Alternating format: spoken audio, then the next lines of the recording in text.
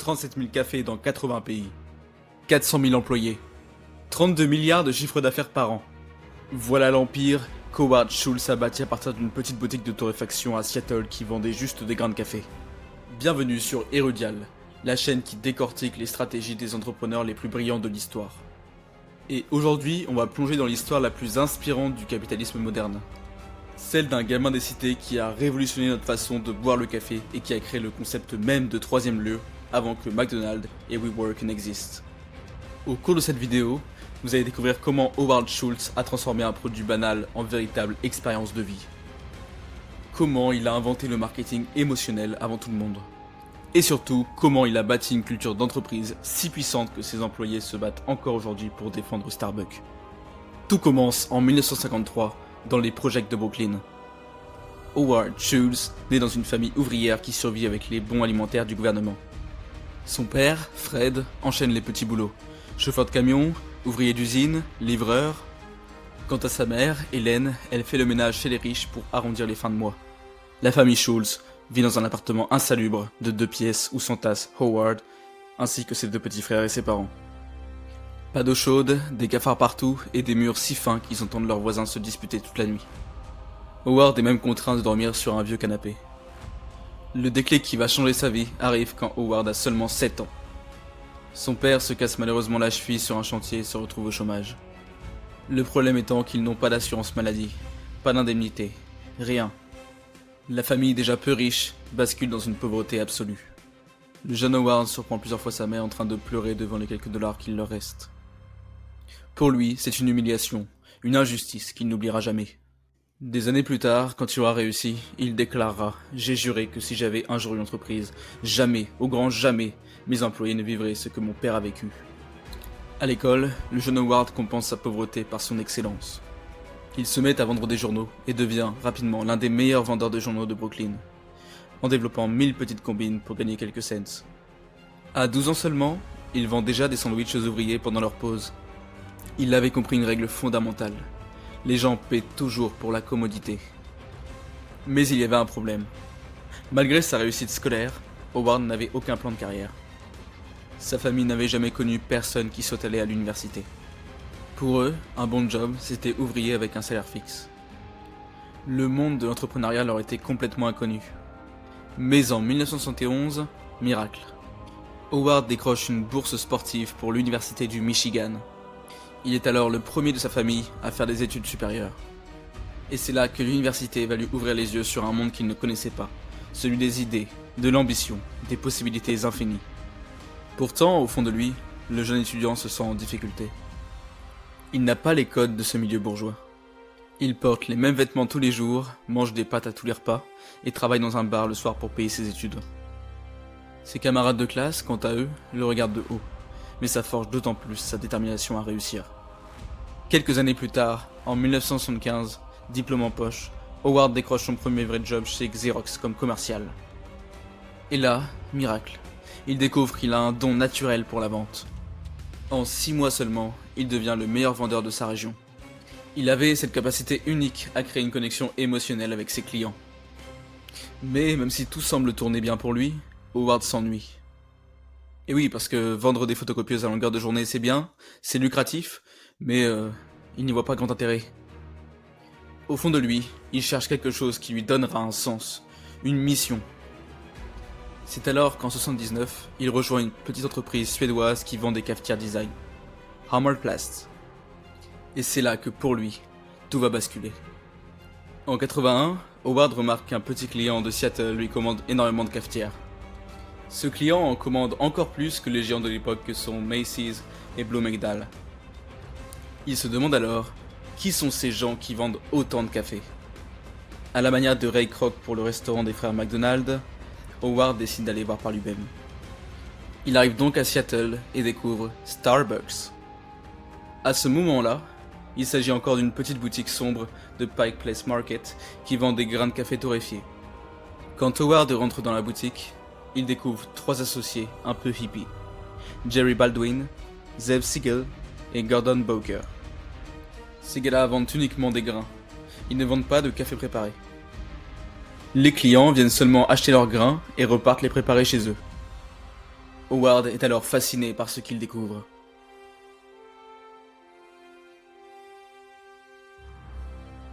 Dans cette boutique, en réalité, les clients ne venaient pas juste acheter du café, ils venaient discuter, partager leur passion, apprendre des choses. Ils n'étaient pas là seulement pour vendre un produit, ils étaient là pour créer une véritable communauté. Notre homme avait enfin trouvé sa révélation. Il commence alors à harceler les fondateurs pendant 1 an pour qu'ils l'embauchent. Finalement, en 1982, il craque et lui offre un poste de directeur marketing. C'est ainsi que Howard, qui travaillait jusqu'alors à New York, décide de quitter cette ville, accepter une baisse de salaire et déménager à Seattle avec sa femme enceinte. Tout son entourage lui dit qu'il est complètement fou. Pendant 1 an, Howard apprend tout ce qu'il peut sur le café. Il découvre l'origine des grains, la torréfaction, les différents mélanges. Mais au-delà de cela, il observe les clients. Il voit à quel point ces gens sont passionnés, loyaux, presque fanatiques de leur café du quotidien. Il comprend alors que la force de Starbucks, ce n'est pas la vente du café. C'est bien plus que cela, cette marque vend une véritable identité. L'année suivante, en 1983, Starbucks l'envoie en mission à Milan pour une foire commerciale. Et c'est là qu'Howard va complètement redécouvrir le café.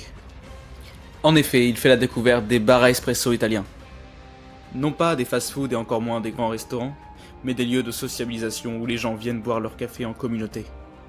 Et il observe ce qui l'entoure.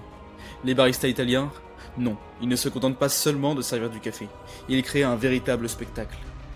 Ces hommes-là connaissent parfaitement leur clientèle, ils connaissent leurs prénoms, discutent avec eux, plaisantent même. Le café n'est plus une simple boisson, il devient un réel prétexte à la relation humaine. Howard comprend qu'il vient de découvrir le futur de Starbucks. Il rentre ensuite à Seattle, survitaminé, et présente sa vision au fondateur. Transformer Starbucks en chaîne de café à l'italienne. Servir du café fraîchement préparé, créer une atmosphère conviviale, faire de chaque magasin un véritable lieu de rencontre. Vous pensez sûrement que les fondateurs vont être émerveillés par la vision d'Howard ? Eh bien, pas du tout. L'un déclare même « Tu es complètement fou, Howard !» Chez Starbucks, nous vendons du café. D'accord, nous discutons avec les clients, mais nous ne vendons pas une véritable expérience. Les gérants refusent catégoriquement de changer leur concept. Pour eux, servir du café déjà préparé, c'était trahir leur philosophie artisanale. Mais Howard, lui, il insiste. Il argumente et supplie pendant des mois les gérants. Si bien qu'au final, les fondateurs accepteront un test dans un coin du magasin historique. Et en quelques semaines seulement, la file d'attente s'allonge grandement devant cette section du magasin. Rapidement, les ventes explosent littéralement. Mais les fondateurs, eux, ils restent sur leur position. C'est juste un effet de mode. Pas plus. Frustré, Howard prend la décision la plus risquée de sa vie. En effet, en 1985, il décide de quitter Starbucks pour créer sa propre chaîne de café, Il Giornale. Pour cela, il est contraint d'hypothéquer sa maison, de vider ses comptes en banque et de lever 400 000 $ auprès d'investisseurs. Mais malgré tout cela, l'ouverture du premier Il Giornale est un véritable désastre. Howard avait voulu copier exactement l'expérience italienne. Musique d'opéra, barista en nœud papillon, menu en italien. Mais tout ça, eh bien, ça marche en Italie. Ici, on est à Seattle. Et là, les clients ne comprennent rien. Eux, ils venaient juste pour un bon café dans une atmosphère détendue, pas un cours de culture italienne. Heureusement, Howard est un homme qui apprend vite. Il décide de rapidement adapter son concept. Il garde l'esprit italien, mais en l'américanisant. Fini les nœuds papes. Fini l'opéra. Il conserve seulement la qualité du café et l'attention portée aux clients. Et en 6 mois, c'est une véritable renaissance pour Il Giornale qui devient rapidement rentable. Vous allez me dire, c'est super, il a réussi. Mais tout ne s'arrête pas là. Oh que non. En 1987, les fondateurs de Starbucks décident de vendre leur entreprise pour se concentrer sur un autre projet. Et là, notre ami Howard, il n'hésite plus une seconde.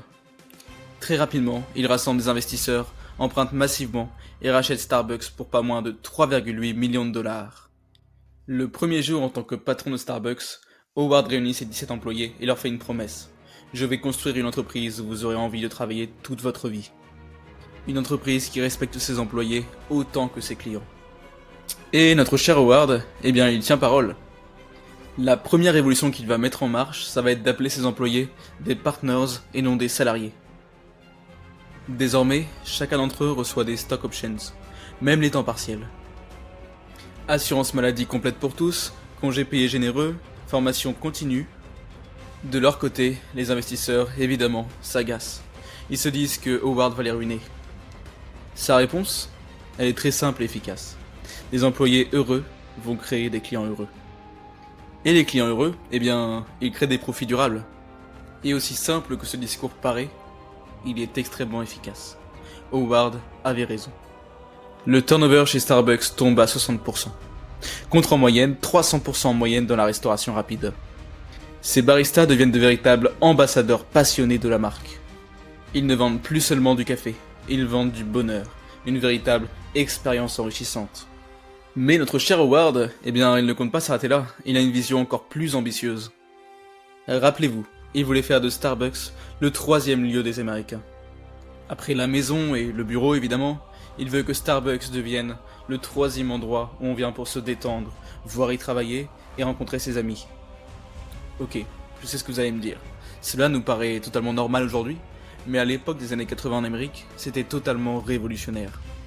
L'expansion va véritablement commencer en 1987. Elle va commencer par Chicago, puis Los Angeles, puis New York. Et dans chaque nouvelle ville, Howard applique toujours la même méthode. Étudier les habitudes locales, adapter l'offre, mais garder la même expérience client partout. Mais comme vous pouvez vous en douter, l'expansion n'est pas sans embûches. En 1989, Starbucks est au bord de la faillite. Pourquoi, me direz-vous? Eh bien, tout simplement parce que Howard a ouvert trop de magasins en même temps. Pendant que les coûts explosent, les profits s'effondrent. Les investisseurs n'en peuvent plus, ils veulent faire tomber Howard. Howard se doit de réagir, et il prend alors une décision drastique. Il ferme les magasins non rentables, licencie 400 employés, et se concentre sur la qualité plutôt que sur la quantité. Alors oui, forcément c'est douloureux, pour les employés qui sont licenciés, pour les investisseurs qui doivent se serrer les coudes, mais ça sauve l'entreprise. Et c'est finalement en 1992 que Starbucks entre en bourse et devient enfin profitable. Et c'est à ce moment-là que Starbucks vit une véritable explosion. En effet, c'est à cette époque que Howard développe une stratégie qu'il appelle de saturation de marché. Ouvrir un Starbucks à chaque coin de rue pour que le café devienne un réflexe quotidien. Que l'on soit à New York, San Francisco ou encore Seattle, on ne peut plus véritablement faire 200 mètres sans voir le célèbre logo vert. Mais Howard ne compte pas s'arrêter là. Il comprend très vite que Starbucks peut vendre un style de vie complet.